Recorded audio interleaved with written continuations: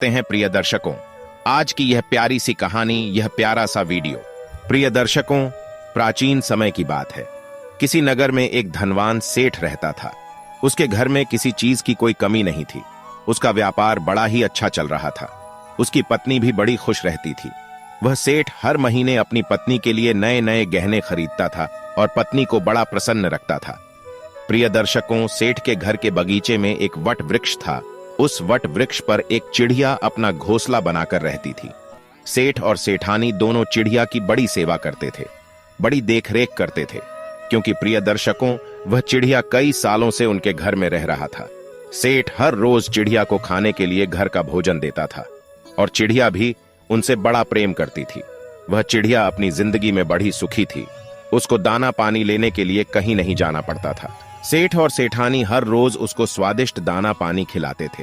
प्रिय दर्शकों, सेठ की जो पत्नी थी सेठानी, वह बड़ी ही सीधे स्वभाव की थी, बड़ी ही भोली थी। उसकी आदत थी कि वह घर की हर बात बाहर वालों को बता देती थी। प्रिय दर्शकों, एक दिन की बात है, सेठ की पत्नी अपने पति से पूछती है कि पिया जी, आपका व्यापार कैसा चल रहा है? आप कैसे इतना मुनाफा कमाते हो? प्रिय दर्शकों, अपनी पत्नी का ऐसा सवाल सुनकर सेठ सारी बात बता देता है।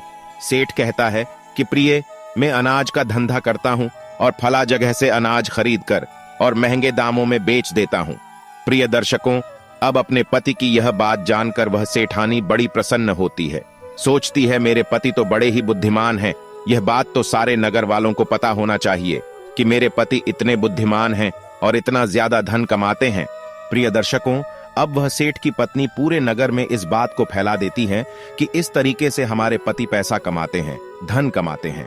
प्रिय दर्शकों, अब क्या था, नगर के कुछ लोगों को जब यह पता चलता है कि सेठ किस प्रकार धन अर्जित करता है, तो वह सभी अनाज का धंधा करने लगते हैं। प्रिय दर्शकों, अब तो नगर के बहुत से लोग अनाज का व्यापार करने लग जाते हैं। इधर सेठ जिससे कम दाम में अनाज खरीदता था, वह भी अपना अनाज महंगे दामों में बेचने लगता है। सेठ का धंधा थोड़ा कम चलने लगता है। सेठ को मुनाफा नहीं होता है और धीरे धीरे करके सेठ गरीब होता जाता है। सेठ का पूरा धंधा बैठ जाता है। यह देखकर सेठ बड़ा चिंतित हो जाता है, बड़ा दुखी हो जाता है। प्रिय दर्शकों, एक दिन की बात है, सेठ अपने व्यापार में परेशान होकर और बगीचे में बैठा था। तभी वह चिड़िया पक्षी उड़ता हुआ आता है और कहता है कि सेठ जी, क्या बात है, आज आप कुछ परेशान लग रहे हैं। तब सेठ बताता है कि हे चिड़िया, मेरा व्यापार बहुत मंदा चल रहा है, मुनाफा बहुत कम हो गया है। नगर के बहुत से लोगों ने अनाज का धंधा करना शुरू कर दिया है, जिस कारण अब मेरा धंधा बैठता जा रहा है। प्रिय दर्शकों, सेठ की ऐसी बातें सुनकर चिड़िया कहती है कि सेठ जी, क्या आपने किसी को बताया था कि आप किस प्रकार अपना धन अर्जित करते हैं, किस प्रकार आप अपनी जीविका चलाते हैं? तब सेठ कहता है कि हाँ चिड़िया, मैंने अपनी पत्नी को सारी बात बताई थी। वह मुझसे पूछ रही थी कि आप इतना धन कैसे कमाते हैं। तब मैंने अपनी पत्नी को बताया था कि इस प्रकार मैं अनाज का व्यापार करके और धन अर्जित करता हूं। प्रिय दर्शकों, अब क्या था, चिड़िया को सारी बात समझ में आ जाती है। चिड़िया कहती है कि सेठ जी, आपने बहुत बड़ी गलती कर दी है। आपको सेठानी जी से यह बातें नहीं करनी चाहिए थी। आज मैं आपको एक कहानी सुनाता हूं और इस कहानी के माध्यम से मैं आपको बताऊंगा कि चाहे कितने भी सगे हों, लेकिन ये 3 बातें कभी किसी को नहीं बतानी चाहिए। कभी गरीबी आपके आसपास भी नहीं भटकेगी। प्रिय दर्शकों, अब चिड़िया अपनी कहानी प्रारंभ करती है। चिड़िया कहती है कि सेठ जी, एक समय की बात है, किसी नगर में एक गरीब आदमी रहता था। वह इतना गरीब था कि अपने परिवार के लिए ठीक से भोजन नहीं जुटा पाता था। चिड़िया कहती है कि सेठ जी, गरीबी मनुष्य के लिए एक अपमानकारी दुख है। बिना धन के गृहस्थी और घर चलाना बड़ा मुश्किल है। प्रिय दर्शकों, चिड़िया आगे कहती है कि सेठ जी, वह गरीब आदमी जैसे तैसे अपने घर वालों का पेट पाल रहा था। कभी उनको भोजन मिल जाता था तो कभी भूखे पेट ही सोना पड़ता था। एक दिन उस गरीब आदमी की पत्नी ने कहा, जी, अपने पास तो धन ही नहीं है। सुबह को खा लें तो शाम की उम्मीद नहीं है, शाम को खा लें तो सुबह की उम्मीद नहीं है। आखिर ऐसे कब तक चलेगा? मैं जैसे तैसे करके घर चला लूंगी, लेकिन आप धन कमाने के लिए परदेश चले जाइए। इस प्रकार से हमारे परिवार का गुजारा नहीं चलेगा। मनुष्य के पास चाहे कितना ही धन हो, लेकिन अगर उसके पास कोई काम नहीं है तो वह धन भी बेकार होता है। यदि हम कुछ करेंगे नहीं तो किस तरह से अपने बच्चों को पालेंगे? भूखे मरने से अच्छा है कि किसी की छोटी मोटी मजदूरी ही कर लो। अब पत्नी के बार बार कहने पर वह गरीब आदमी धन कमाने की आस लेकर घर से निकल पड़ता है। अब वह जंगलों के रास्ते से परदेश के लिए रवाना हुआ। चलते चलते वह एक जंगल में पहुंच गया। दूर की यात्रा तय करके आ रहा था।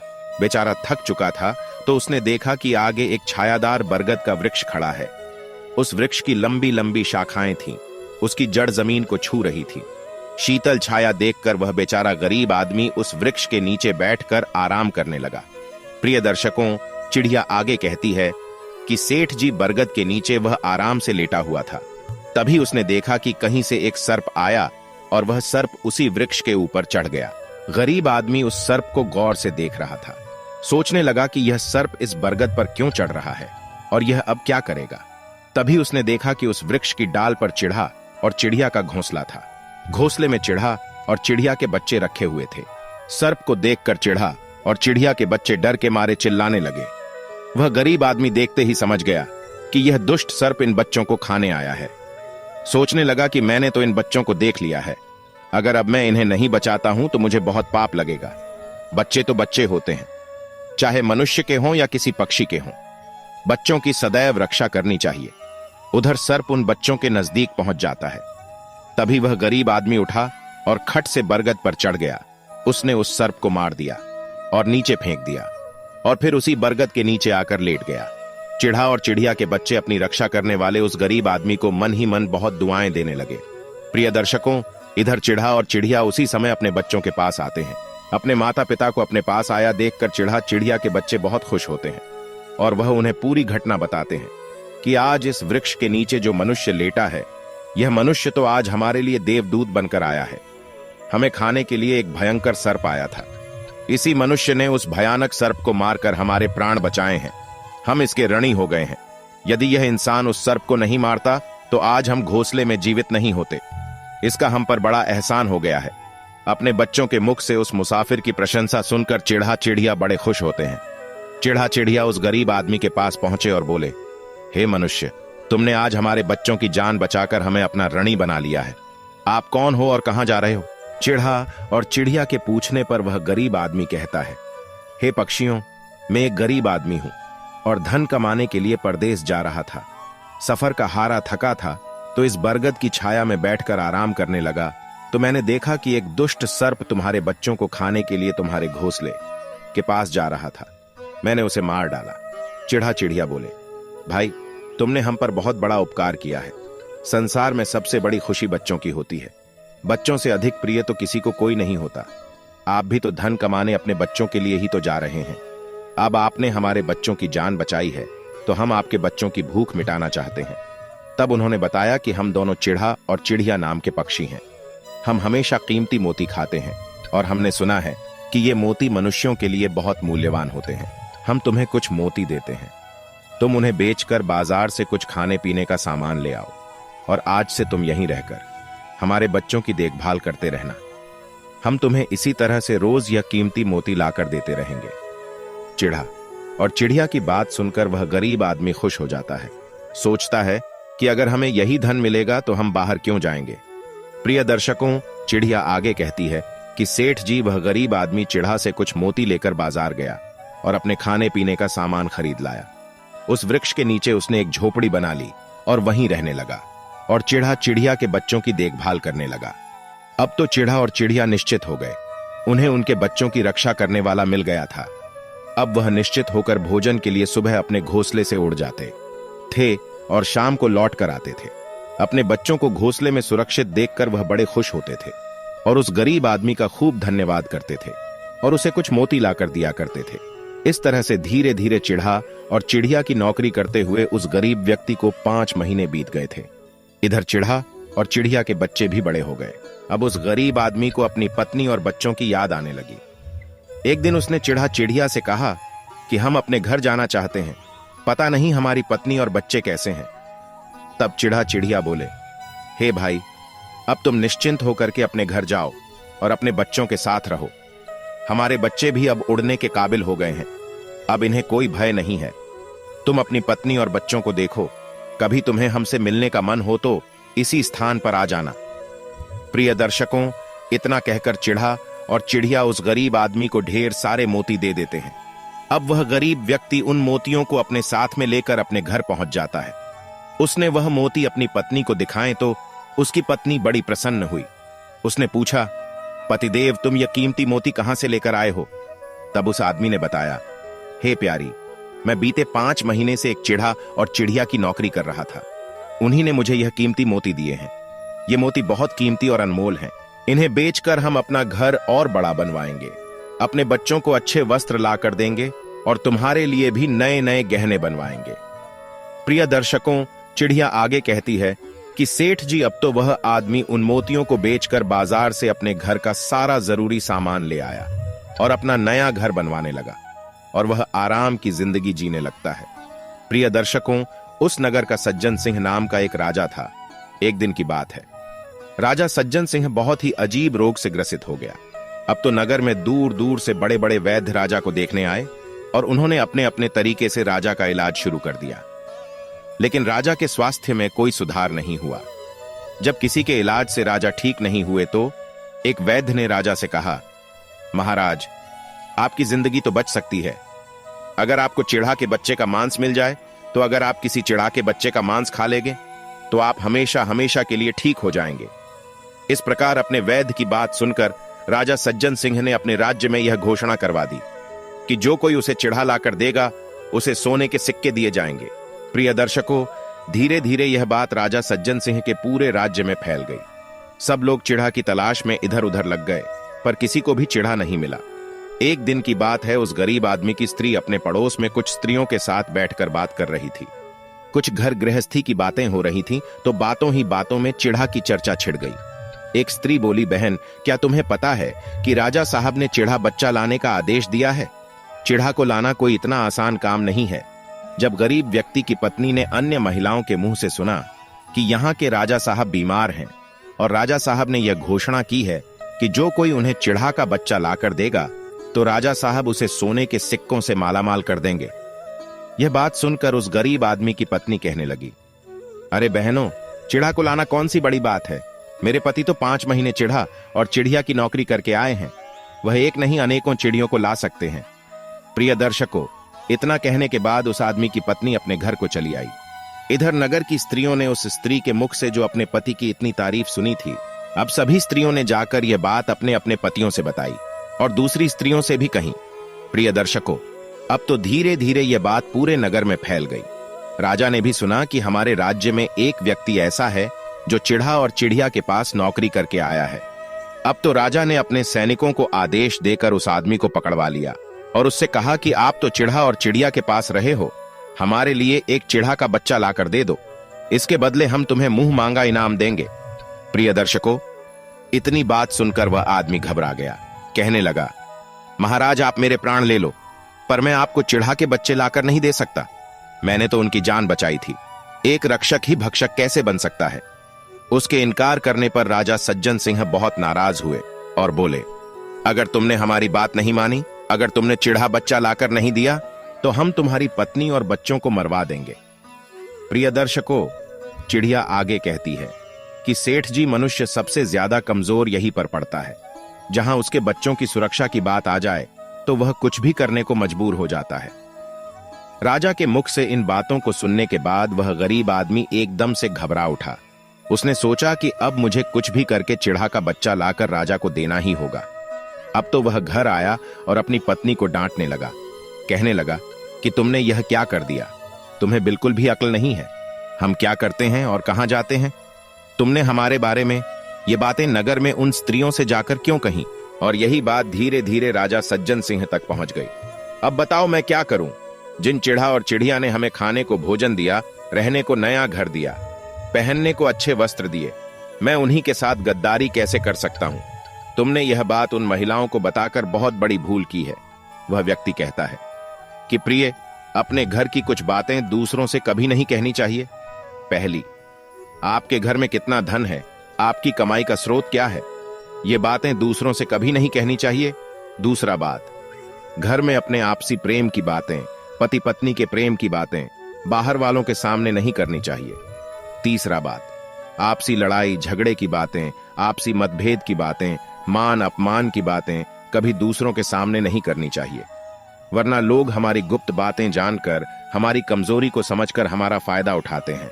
चौथी बात, अपनी कमजोरी दूसरों के सामने ना बताएं, अपनी उन्नति का राज किसी को ना बताएं।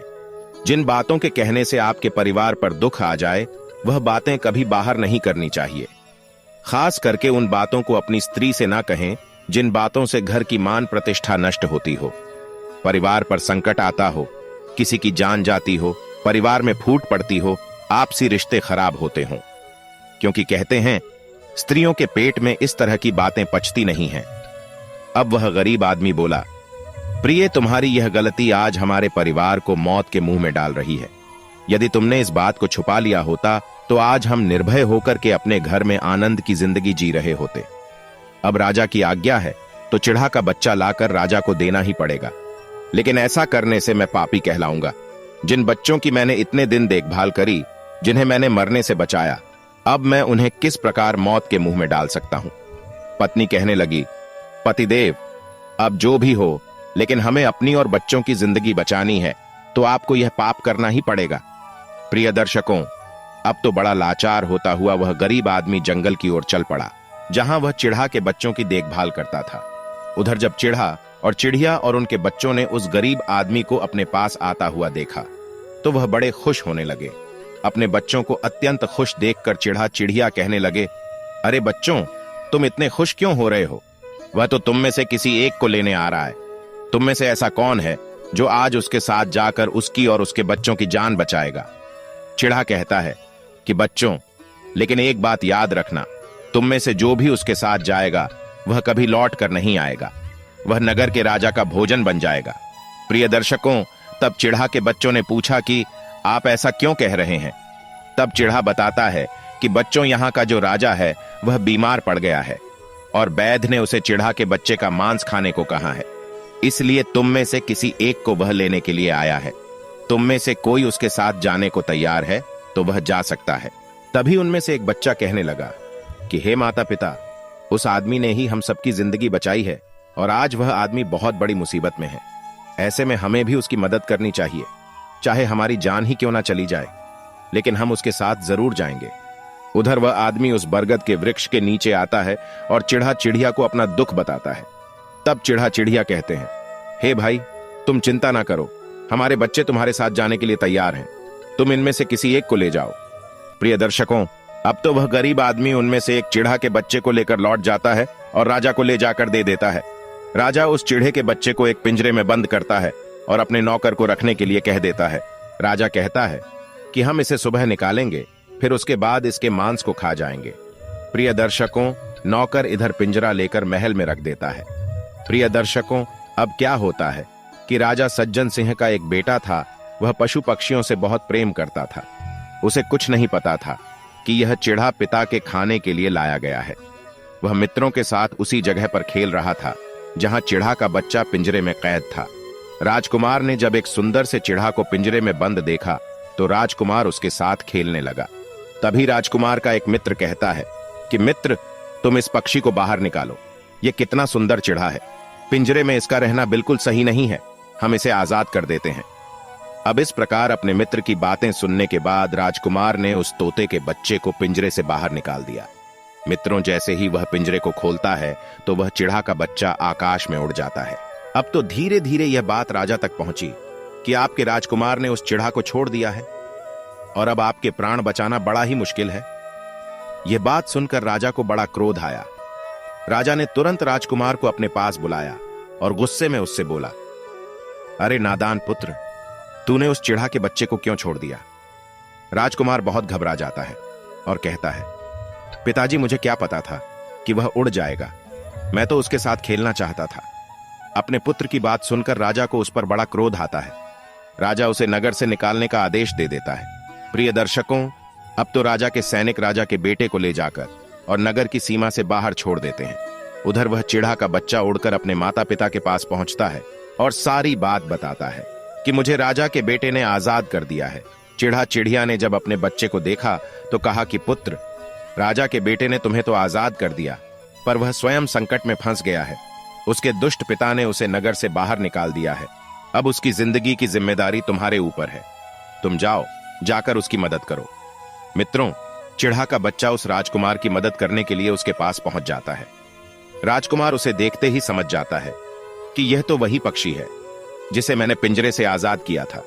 राजकुमार कहता है, हे पक्षी, तुम्हारी वजह से मुझे मेरे पिता ने नगर से निकाल दिया है। अब तुम ही बताओ मैं क्या करूं, कहां जाऊं? तब चिढ़ा कहता है, प्रिय दर्शकों, तुम चिंता मत करो। तुमने मेरी जान बचाई थी, इसीलिए मैं तुम्हारी मदद करने आया हूं। दुख सुख में अब मैं तुम्हारे साथ ही रहूंगा। प्रिय दर्शकों, अब तो राजकुमार खुश हो जाता है, क्योंकि उसे एक पक्षी ही सही, कम से कम एक साथी तो मिल ही गया था। अब तो वह चिढ़ा और राजकुमार दोनों एक दूसरे नगर में घूमने लगते हैं। चलते चलते वह दोनों नगर के एक सुंदर बगीचे में पहुंच जाते हैं। उसी बगीचे में वहां के राजा की पुत्री भी अपनी सहेलियों के साथ घूमने के लिए आया करती थी। उस राज्य के राजा की कन्या का नाम इंदु था। राजकुमारी इंदु बड़ी ही सुंदर थी। उसकी खूबसूरती की चर्चाएं पूरे नगर में हुआ करती थीं। राजकुमार और चिढ़ा उस बगीचे में बैठे हुए थे। तभी वहां राजा की कन्या इंदु अपनी सहेलियों के साथ बगीचे में घूमने के लिए आती है। तो राजकुमारी को देखकर राजकुमार तो वृक्ष के पीछे छुप जाता है और वह चिढ़ा राजकुमारी के सामने पहुंच जाता है। राजकुमारी उस सुंदर चिढ़ा को देखकर उस पर मोहित हो जाती है। वह उसे पकड़ना चाहती है, लेकिन वह चिढ़ा उसकी पकड़ में नहीं आता है। इधर राजकुमार राजकुमारी इंदु की सुंदरता पर मोहित हो जाता है। प्रिय दर्शकों, कुछ समय बगीचे में टहलकर राजकुमारी अपने महल में लौट जाती है। राजकुमार पूरी तरह से राजकुमारी पर मोहित हो गया था। अब तो उसे एक पल भी अच्छा नहीं लग रहा था। तब चिढ़ा ने कहा, मित्र, तुम चिंता मत करो। तुम जिसे चाहने लगे हो, मैं तुम्हें उससे मिलवा दूंगा। राजकुमार बोला, मित्र, तुम मुझे कुछ भी करके उस राजकुमारी से मिला दो। मैं उसके बिना अब रह नहीं पाऊंगा। चिढ़ा बोला, मित्र, तुम मुझ पर भरोसा रखो।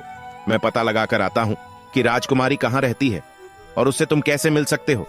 प्रिय दर्शकों, चिड़िया आगे कहती है कि सेठ जी, अब तो चिढ़ा राजकुमारी इंदु के पास जाता है। राजकुमारी के महल में चारों तरफ सैनिक लगे हुए थे, लेकिन चिढ़ा उड़ता हुआ ऊपर से जाता है और वह जाकर राजकुमारी के कक्ष के बाहर बैठ जाता है। चिढ़ा वहां से सब नजारा देखता है और सारी बात आकर राजकुमार को बताता है कि महल में जाकर तो राजकुमारी से मिलना बड़ा मुश्किल है। तुम एक काम करो, अपना रुमाल मुझे दे दो। मैं तुम्हारा रुमाल आज राजकुमारी के पास पहुंचा दूंगा और उसकी चुनरी ले आऊंगा। प्रिय दर्शकों, अब रात में चिढ़ा राजकुमार का रुमाल लेकर जाता है और राजकुमारी के पास रखकर चला आता है और उधर से राजकुमारी की चुनरी साथ ले आता है। इधर जब सुबह का समय हुआ तो राजकुमारी इंदु नींद से जागती है और वह देखती है कि उसकी चुनरी वहां नहीं है और अपने पास रखे रुमाल को देखती है। तो एकदम से राजकुमारी समझ जाती है कि रात्रि में जब मैं सो रही थी तब जरूर कोई पुरुष मेरे कक्ष में आया था। उसने देखा कि उसकी चुनरी गायब है और उसकी जगह किसी पुरुष का रुमाल रखा हुआ था। राजकुमारी एकदम व्याकुल हो जाती है और अपने सभी सिपाहियों को सावधान कर देती है। राजकुमारी सिपाहियों से पूछती है कि रात्रि में मेरे पास कौन आया था। तब किसी के पास कोई जवाब नहीं था। अब तो राजकुमारी के कक्ष की सुरक्षा और ज्यादा बढ़ा दी जाती है। प्रिय दर्शकों, अगली रात होती है तो चिढ़ा फिर राजकुमारी के कक्ष में जाता है और अपने मित्र के द्वारा लिखी हुई चिट्ठी को राजकुमारी के पास रखकर चला आता है। प्रिय दर्शकों, अगले दिन राजकुमारी जब सोकर उठती है और चिट्ठी को पढ़ती है तो चिट्ठी में लिखा था कि हे राजकुमारी, मैंने जब से तुम्हें देखा है तब से मैं तुम्हारा हो गया हूं। मैं तुमसे विवाह करना चाहता हूं। अगर तुम्हें मुझसे मिलना है तो तुम अपने बगीचे में आ जाना, मैं तुम्हें वहां मिल जाऊंगा।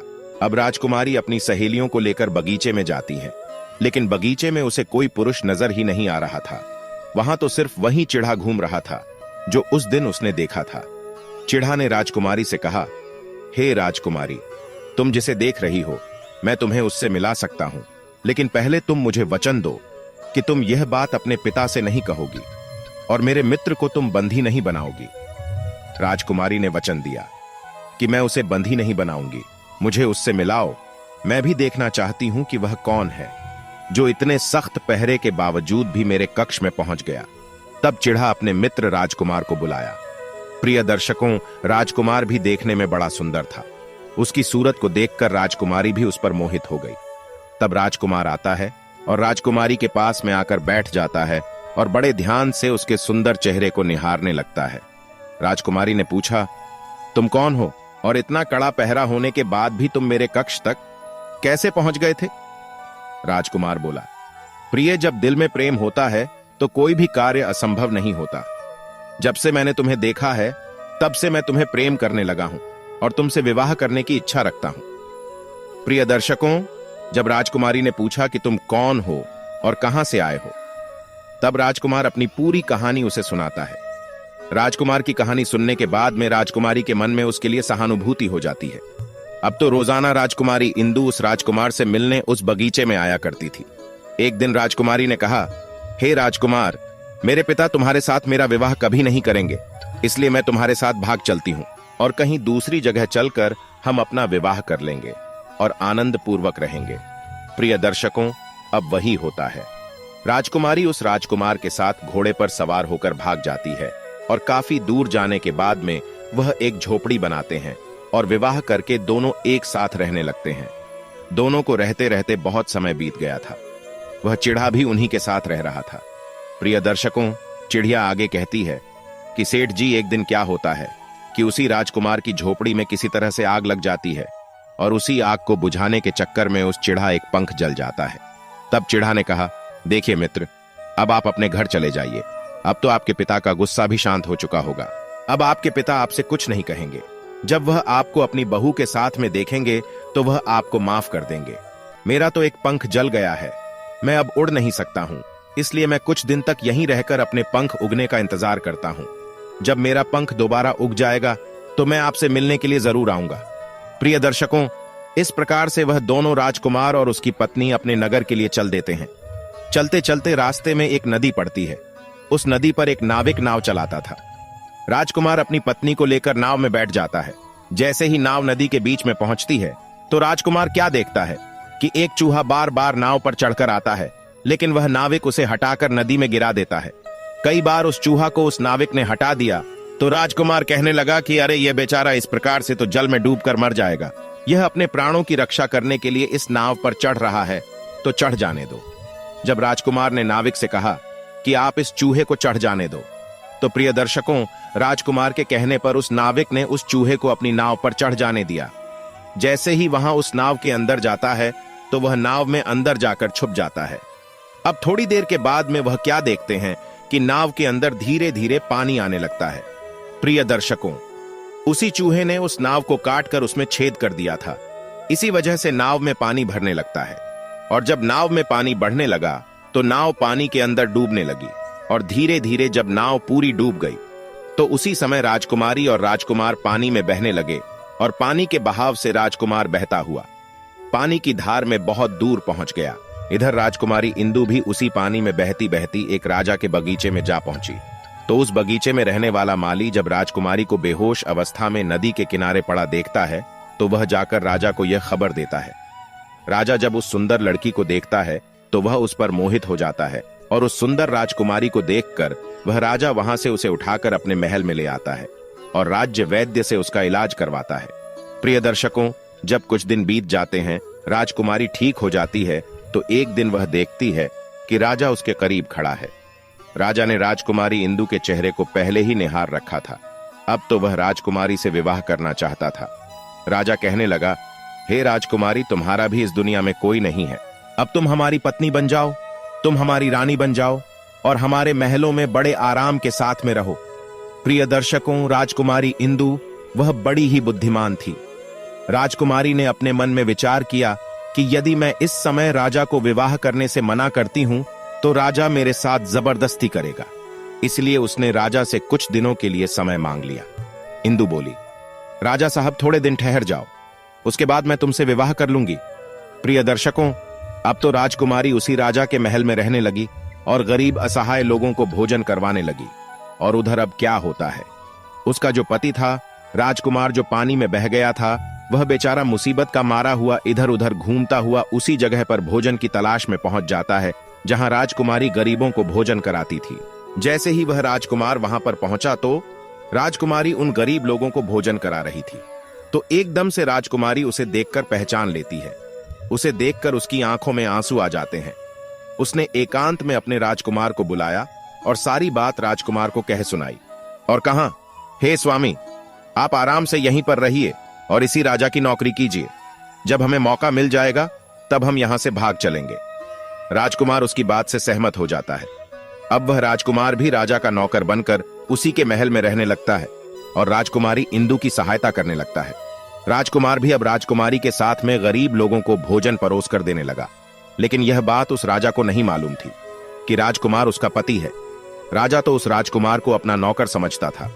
प्रिय दर्शकों, इस प्रकार से राजकुमारी इंदु राजकुमार के साथ पक्षियों को दाना चुगाती थी। एक दिन वही चिढ़ा राजकुमारी के यहां दाना चुगने आता है। अब तो उसका नया पंख निकल आया था। जब वह दाना चुगने आता है तो राजकुमार और राजकुमारी को पहचान लेता है। इधर राजकुमारी इंदु ने उस चिड़ा को देखा तो उसकी आंखों में एकदम आंसू छलक आए। उन्होंने उस चिड़ा को पूरी कहानी सुनाई कि हम इस प्रकार से यहां पर फंस चुके हैं और यहां के राजा को भी नहीं पता है कि हम दोनों पति पत्नी हैं। तब वह चिड़ा कहने लगा, हे राजकुमार, आप किसी बात की कोई चिंता मत करो। आज इस राजा के सभी सैनिक सो जाएंगे तो हम उसी समय तुम्हें यहां से निकालकर तुम्हारे पिता के घर पहुंचा देंगे। प्रिय दर्शकों, वही हुआ। जब रात होती है तो राजा के सभी सिपाही गहरी निद्रा में सो जाते हैं। जब सभी सैनिक सो गए तो उसी समय पर मौका देखकर राजकुमारी और राजकुमार उस महल से निकल चलते हैं और वहां से निकलकर रात ही रात में वह राजकुमार अपने पिता सज्जन सिंह के राज्य में पहुंच जाता है। राजकुमार अपनी पत्नी को साथ लेकर अपने पिता के पास पहुंचा। उन्हें देख करके राजकुमार का पिता बड़ा प्रसन्न हुआ। उसे अपनी करनी पर पश्चाताप हुआ कि मैंने अपने पुत्र को नगर से निकालकर बहुत ही बुरा किया। वह बाप अपने पुत्र से क्षमा मांगता है। तब राजकुमार ने बताया, हे पिताजी, मेरी रक्षा उसी चिढ़ा की जिसे तुम मारकर खा जाना चाहते थे। उसी ने मेरे प्राण बचाए हैं। उसी ने मुझे शत्रुओं से छुटकारा दिलाया है। राजकुमार के मुख से उस चिढ़ा की बात सुनकर राजा बड़ा प्रसन्न होता है और उसी दिन से राजा ने यह प्रण किया कि आज से कोई भी हमारे राज्य में पशु पक्षियों को नहीं मारेगा और सारे लोग पशु पक्षियों को दाना देंगे। प्रिय दर्शकों, इतनी कहानी चिड़िया सेठ जी को सुनाती है और बताता है कि देखा सेठ जी, इस प्रकार कुछ बातें बताने पर जीवन में घोर संकट आ सकता है। इसलिए यह बातें किसी को भी नहीं बताना चाहिए। जैसे आपने अपनी पत्नी को बताया कि आप किस प्रकार धन अर्जित करते हैं और आज आपका व्यापार खतरे में है। प्रिय दर्शकों, सेठ जी को अपनी गलती का एहसास होता है और वह अपनी पत्नी को समझाते हैं कि तुम इन बातों को किसी को मत बताया करो। तो प्रिय दर्शकों, हमारी आज की यह कहानी यहां समाप्त होती है। हम उम्मीद करते हैं कि आपको हमारी आज की यह कहानी, हमारा आज का यह वीडियो बहुत पसंद आया होगा और आप इससे ढेर सारी प्रेरणा लेंगे। मिलते हैं अगले वीडियो में। तब तक के लिए नमस्कार, धन्यवाद।